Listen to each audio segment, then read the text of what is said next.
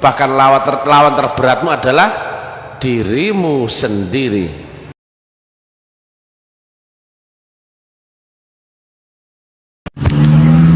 Warahmatullahi wabarakatuh.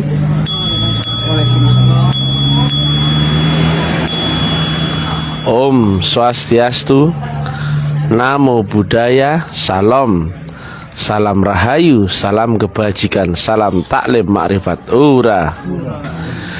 Edisi siar langsung bertempat di On the Way Go to Purbalingga, ya. Lagi di jalan, lagi santai menikmati mendoan ombo. Nah, di dekatnya waduk apa ini? Waduk Sempor.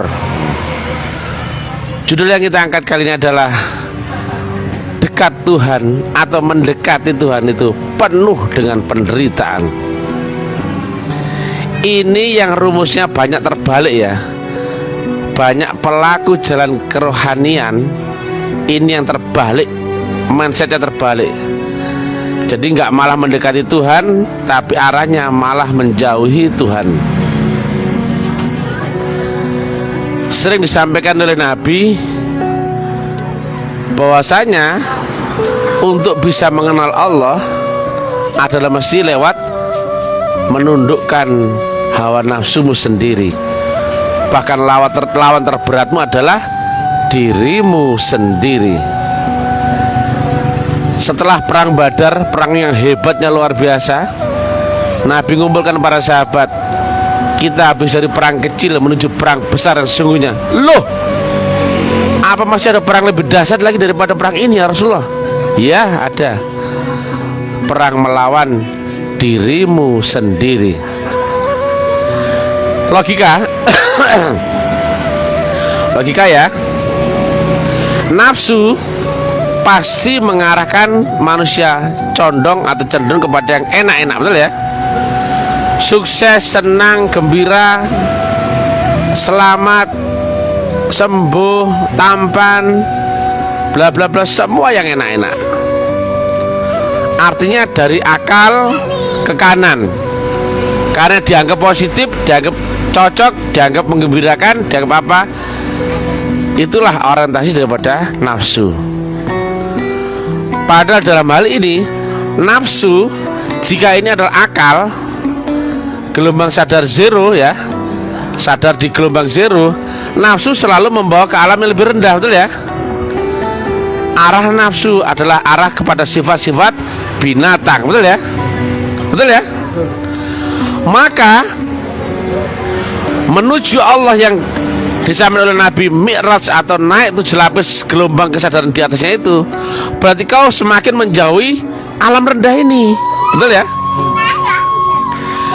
Sayang sekali banyak orang tujuannya mencari Tuhan, tapi diembel-embeli dengan kesenangan duniawi, entah itu berupa sukses, kebahagiaan, kesenangan, dan bla bla bla bla bla. Itu hukumnya bertolak belakang. Jika kau menuju ke arah atas, otomatis ini akan kalah, betul nggak? Nafsumu akan dilumpuhkan. Jadi ibarat ada gravitasi ke atas dan gravitasi ke bawah. Ini ke arahnya roh nur kepada Allah Ta'ala. Ini ke arah nafsu, ke arah sifat kebinatangan, betul ya?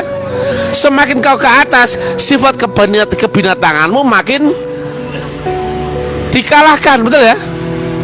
Sifat kebinatanganmu makin terkunci, betul ya? Padahal sifat kebinatangan itu entah itu kentu, ya bukan?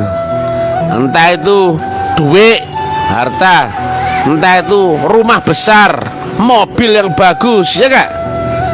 Penghormatan daripada orang kampung, jabatan, ya gak? Ya begini, semakin ke arah ketuhanan, semakin menderita nafsu, betul gak? Itulah jalan menuju surga, mesti lewat neraka. Gak usah jauh-jauh. Siapa dalam hal ini guru yang terbaik sepanjang sejarah? Yaitu Rasulullah. Apakah Rasulullah enak-enak dalam prosesnya? Rasul Muhammad apakah enak? Rasul Isa apakah enak? Rasul Musa apakah enak? Gurumu apa enak-enak? Lah kenapa kau cari yang enak-enak? Ini pelajaran bukan pelajaran akal ya. Ini tarekat bukan tarekat akal. Ini tarekat arwah. Ini tarekat untuk menembus akhirat, naik untuk bisa mi'raj menghadap Allah Subhanahu wa taala.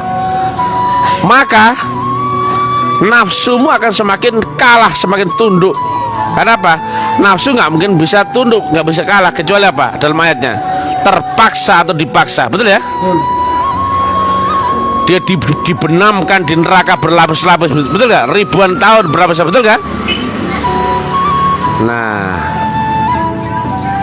semakin mendekati Tuhan, semakin penuh dengan penderitaan. Makanya kalau kau seorang ahli tarekat, ahli hakikat, ahli makrifat, arahmu adalah satu, yaitu apa? Mencari Allah dan ridhonya.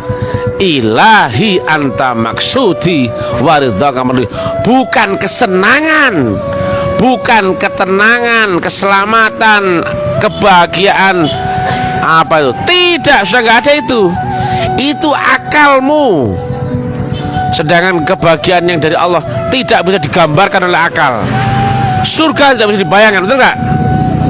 Itu kias saja disampaikan Nabi. Surga isinya bidadari cantik, sungai mengalir, itu kias saja itu. Nah, makanya betul-betul seorang ahli tasawuf mestinya kembali kepada prinsip dasarnya, yaitu ilahi anta maksudi waridhoka matlubi. Betul ya? Demikian nafsu akan menderita luar biasa, betul nggak? Nah, jadi jika ada pelaku tarekat yang masih mengejar kesuksesan, kebahagiaan, ketenangan, keselamatan, dia sebetulnya bukan ke arah Tuhan, tapi ke arah memupuk nafsunya sendiri. Sering kami sampaikan, ini ilmu rohani, ilmu yang jauh di atas akal. Akalmu wajib nggak tahu, ya. Kalau akalmu tahu, berarti ilmu akal, betul nggak? Ini ilmu yang jauh di atasnya akalmu. Maka kau nggak tahu apa-apa kecuali hanya mencari Allah dan ridhonya. Ridho Allah seperti apa sih? Wajib kau nggak tahu, betul kan? Jika Allah tahu, jika ridho itu ditahu akal, berarti ridho sebatas akal manusiamu sendiri, betul kan? Entah itu kau bahagia, entah itu kau susah, whatever, ya. Kau masuk surga atau kau masuk neraka, nggak tahulah aku. Dan lihat ya, memegang iman sama dengan memegang bara api yang menyala, betul ya? Dipegang panas, tanganmu terbakar. Kau lepaskan pun imanmu akan padam. Apakah enak memegang iman? Tidak, betul ya? Dan lihat ya kenyataan yang ada pada ujiannya para rasul. Rasul Muhammad apakah enak-enak? Rasul Isa apakah enak? Tidak. Seorang Nabi Muhammad terusir, dibilang orang majnun, dilempari batu, dilempari kotoran. Itu seorang manusia yang derajatnya paling sempurna, betul nggak? Seorang Rasul Isa disiksa, dipecut, ditelanjangi, disalib. Itu seorang Rasul, betul nggak? Seorang manusia yang istimewa di hadapan Allah Ta'ala. Seorang Musa diburu-buru sampai melewati, menyeberang lautan, betul nggak? Seorang Rasul Ibrahim dibakar api, betul nggak? Nah, kok tiba-tiba ada orang yang mau mencari Tuhan tapi lewat jalan kesenangan? Apakah Tuhan itu ada di diskotik? Hah? Apakah ada di diskotik Tuhan itu? Tuhanmu ada di balik penderitaan nafsumu, kan gitu logika. Dan nafsu pasti mengarahkan yang senang-senang, betul nggak? Karena nafsu itu identik dengan sifat kebinatangan, betul ya? Maka menuju Allah Tuhanmu, sifat nafsumu pun akan semakin menderita. Itulah dunianya bagi orang yang pelaku jalan kerohanian, pasti mengalami ujian bertubi-tubi, Maka betul kata Nabi, bertambahnya iman seseorang adalah bertambahnya ujian. Saya tanya, ujian itu enak apa enggak? Enggak enak. Bertambah imanmu, bertambah makom takwamu adalah kau makin menderita, makin tidak enak, makin mendekati Tuhan. Isinya adalah penderitaan. Betul kata ayahanda guru kami, dekat dengan Tuhan itu derita.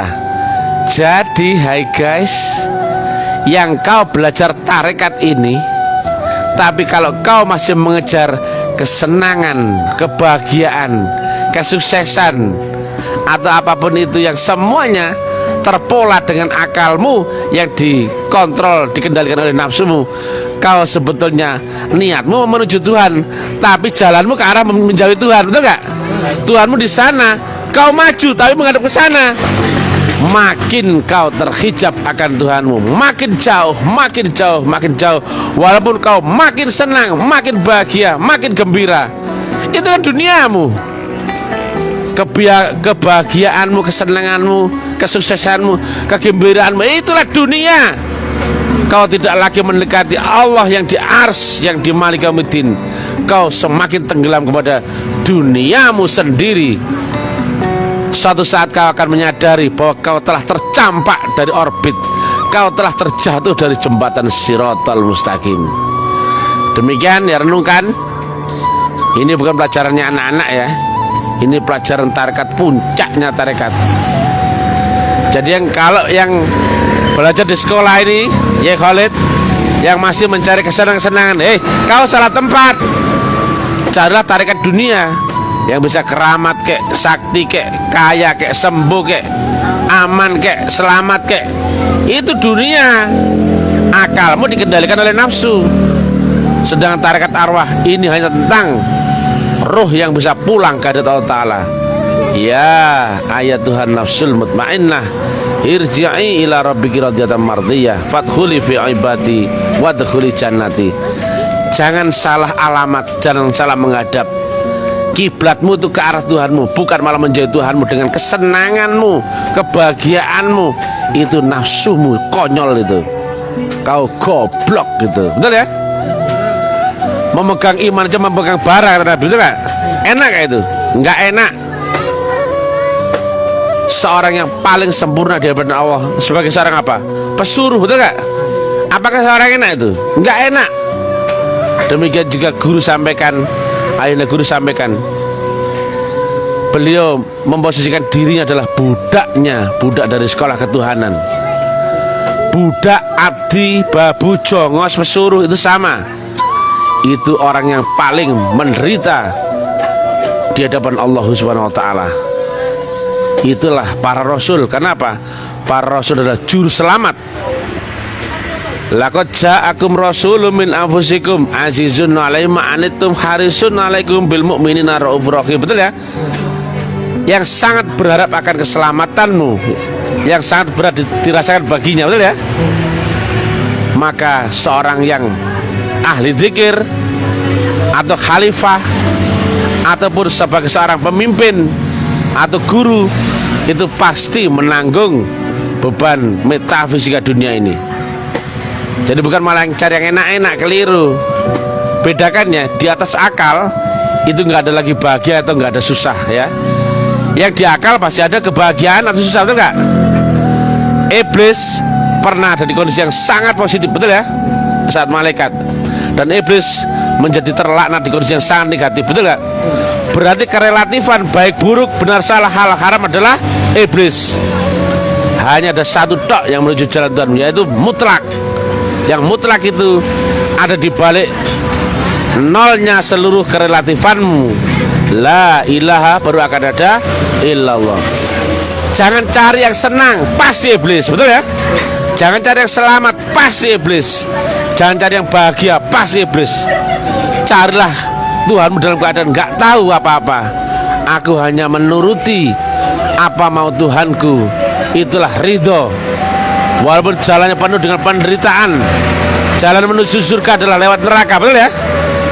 Nggak ada manusia masuk surga tanpa lewat neraka, betul apa enggak? Nah, orang berharap masuk surga tanpa lewat neraka, nonsen, nggak mungkin, bullshit. jalanmu adalah lewat neraka. Neraka yang kau rasakan di dunia itu, itulah ujian. Yang kata Nabi, dunia adalah penjara bagi orang beriman, tapi surga bagi orang kafir. Kalau kau mencari kebahagiaan, cari surga di dunia, kau sama seperti orang kafir, betul gak? Betul gak itu ada? Jangan cari kebahagiaan, kesenangan, kegembiraan. Kau salah alamat menuju Tuhanmu. Suksma, puji Tuhan, haleluya, alhamdulillahirrahmanirrahim. Wassalamualaikum warahmatullahi wabarakatuh. Waalaikumsalam warahmatullahi wabarakatuh.